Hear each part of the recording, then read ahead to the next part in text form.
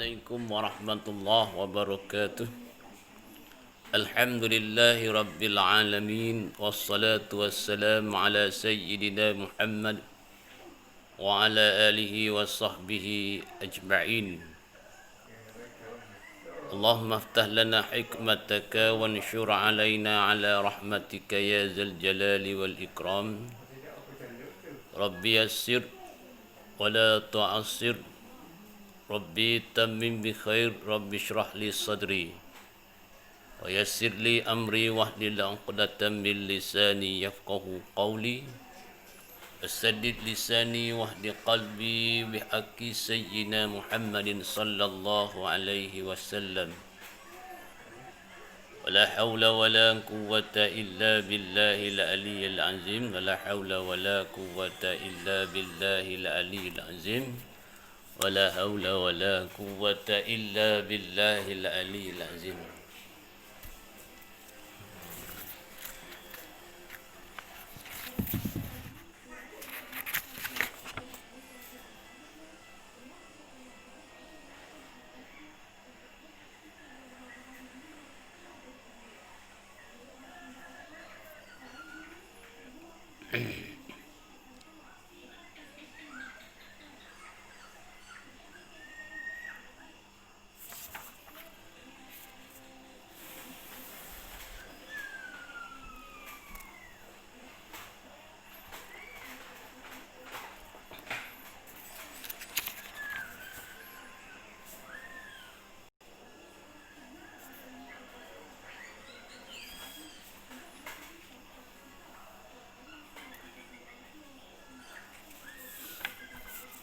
Kita sambung lagi berkenaan dengan korban. Jadi sebelum berada daripada ininya, kita telah berkongsi berkenaan dengan buat korban bagi orang hidup dan juga orang yang telah mati. Maka tidak sah kita buat korban bagi orang yang hidup sekiranya orang yang hidup itu tidak meminta ataupun tidak memberi izin kepada kita untuk membuat korban bagi dirinya. Sekiranya juga orang yang hidup itu, kalaulah ianya orang yang dibawa anak-anak kita yang telah akibatnya, maka dia juga mesti memberi izin kepada kita untuk korban untuk dirinya, sekiranya ia telah akil balik. Jadi untuk korban bagi orang hidup ni dibenarkan, dibolehkan menjadi sah korban kita itu hanyalah wali, iaitu ayah ataupun datuk, korban untuk anak ataupun cucunya yang masih belum balik dengan menggunakan wang wali tersebut, menggunakan harta wali tersebut, bukan harta anak tu. Itu sahaja tempat yang dibenarkan yang menjadi sah korban bagi orang yang hidup. Selain daripada apa yang disebut saat ini, maka bagi orang hidup tidak sah kita korban bagi dirinya, bagi orang tersebut, sekiranya tanpa izin, tanpa kebenaran daripada orang hidup tersebut. Itu berkenaan dengan korban bagi orang hidup. Kemudian korban bagi orang mati, maka tidak sah juga kita korban bagi orang yang telah mati sekiranya si mati tersebut tidak pernah mewasiatkan kepada kita untuk korban bagi dirinya. Inilah pendapat utama dalam mazhab kita Syafi'i. Itu dia. Okey. Kemudian kita tengok di sini pula kaifiat ataupun cara korban secara berkumpulan mengikut tertibnya. Jadi cara yang pertama, kita wakil sembelih sahaja. Kita tidak wakil niat korban dan tidak wakil agihkan daging korban. Itu dia.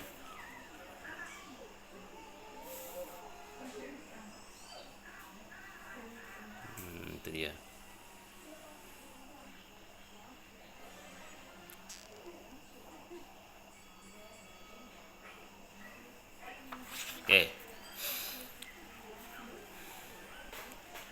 ataupun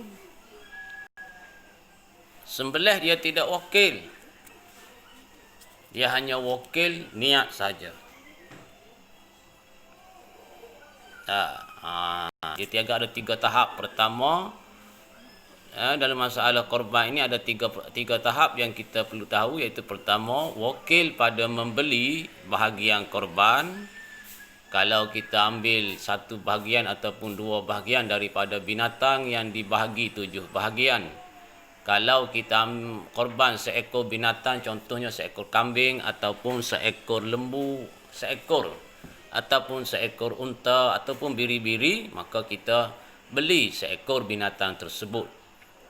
Ingat, bagi binatang yang boleh dibahagi 7 bahagian, kalau kita membeli satu bahagian, mana kalau kita nak korban satu bahagian, kita hanya beli satu bahagian.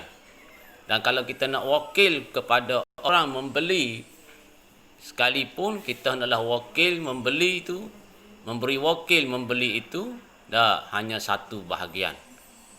Kalau kita nak korban seekor binatang, kita belilah seekor binatang, ataupun nak wakilkan kepada orang lain membelinya, hendaklah kita wakilkan kepadanya seekor binatang. Ini banyak menjadi masalah pada masyarakat kita. Dia hanya nak korban nak beli lembu satu bahagian sahaja. Tetapi bila dia angkat jual beli, dia beli seekor. Itu dia. Jadi masalah. Antara lafaz akad jual beli binatang ni, kalau kita beli satu bahagian daripada binatang, lafaznya aku belilah satu bahagian daripada 7 bahagian lembu ini ataupun binatang ini.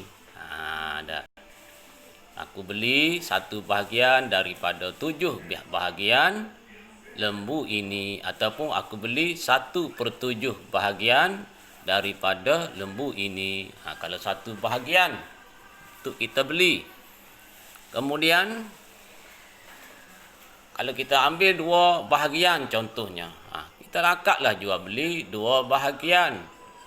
Aku beli 2 bahagian daripada 7 bahagian lembu ini, ataupun aku beli 2/7 bahagian daripada lembu ini. Akad jual beli. Begitulah 3, 4, 5. Kalau seekor, tak apalah, aku belilah lembu ini. Itu lafaz akad jual beli seekor. Aku beli lembu ini. Dan bagi lafaz wakil, jual beli binatang korban, kita nak wakilkan kepada seseorang, aku wakillah kepada engkau membeli 1/7 bahagian lembu korban ini. Ataupun lembu yang nak dibuat korban ini. Itu dia. Aku wakil kepada engkau membeli 1/7 bahagian lembu ini. Itu dia. Itu lafaznya. Mudah. Namun kalau tidak ada ilmu, tak tahu, jadi payah. Kalau kita beli, kita nak ambil satu bahagian, tiba-tiba kita angkat jual beli seekor, maka lembu tersebut menjadi hak milik kitanya seekor. Jadi orang lain tu orang kata apa ni, kongsi kita hak ni lagi tu, dia terpaksa dia kena beli dengan kita lah. Sebab semasa kita angkat jual beli dengan tuan lembu, tuan lembu tu jual seekor kita. Kerana apa? Kerana tuan lembu pun tak tahu, angkat jual beli satu bahagian, kita pun tak tahu. Jadi kalau sekiranya tuan lembu tersebut, kalau sekiranya kita membeli dengan tuan lembu tersebut dengan lafaz seekor lembu, dengan akad seekor lembu, maka tidak sah dah tuan lembu tersebut menjual lembu yang kita beli itu kepada orang lain, kerana lembu itu bukan lagi miliknya, ia sudah menjadi milik kita. Inilah yang berlaku kalau kita tidak kena pada lafaz akad jual beli lembu korban yang kita ambil hanya satu bahagian ataupun dua bahagian sahaja, tapi semasa akad jual beli kita jual beli seekor. Contoh, kita kata aku belilah lembu ini dengan harga sekian-sekian. Kalau kita kata akad jual beli, aku beli lembu ini, maka akad sebegitu menunjukkan kita beli seekor lembu, bukan satu bahagian. Kalau kita beli satu bahagian daripada 7 bahagian, aku belilah 1/7 bahagian lembu ini. Kalau kita nak wakilkan kepada orang lain yang membeli lembu tersebut, aku wakil dah kepada engkau membeli 1/7 bahagian lembu. Itu dia 1/7 bahagian binatang ini ataupun lembu ini. Itu dia. Kalau Kelantan dia kata misalnya anak duduk berada di Kuala Lumpur, mewakilkan kepada ayah dia membeli 1 bahagian lembu, dah mewakilah ke abah beli segian lembu. Dah.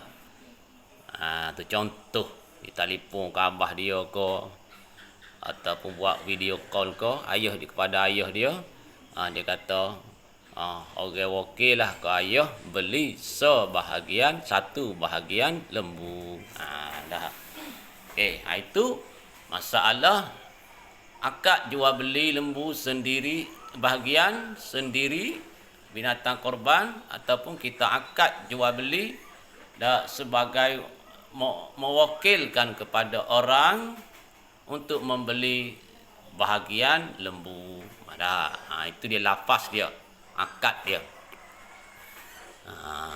Jadi kita kena berhati-hatilah dalam akad ni. Itu mengikut pendapat yang muktamad dalam mazhab kita, bila berlaku jual beli, apa-apa jual beli sekalipun, kita mestilah berakad jual beli. Maka termasuklah dalam masalah membeli bahagian lembu ataupun binatang korban. Lembu ke unta ke, itu dia. Jadi sekian dahulu, insya-Allah kita akan sambung pula selepas daripada ninya. Wallahu a'lam wa ilaihil marji'u wal ma'ab.